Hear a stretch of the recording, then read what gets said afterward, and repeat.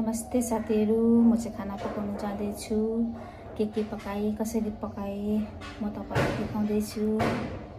म चाहिँ आज फर्सीको मुन्टा बनाउँछु। अनि फर्सीको मुन्टामा चाहिँ म प्याज खोर्सानी टमाटर हाल्छु। मेरो चाहिँ कराईमा तेल हालिसके, कराईको तेल तातिसके। मेरो प्याज यो हालिसके तेलमा। अनि रातो बनाएर चाहिँ म मुन्टा हाल्छु। मेरो प्याज रातो भइसकेर चाहिँ मुन्टा हालिसके, हाल्दैछु। अनि चाहिँ टमाटर हालिसके। मेरो चाहिँ मुन्टा तयारी भयो।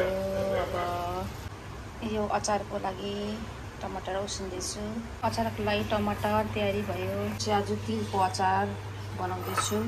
म चाहिँ तिलको अचारमा तिल, डल्ले सुकाएको र टमाटर नुन हालेर चाहिँ अचार पिस्छु। फर्सीको मुन्टा तिलको अचार रेडी भयो। फेरि आलुदम बनाउँदैछु। आलुदमको मसला चाहिँ सुकाएको डल्ले, टमाटर, लसुन यिनीहरूको चाहिँ पेस्ट बनाउँछु। अहिले हल्दी नुन पनि हालिसके। मसला भुट्दैछु म चाहिँ।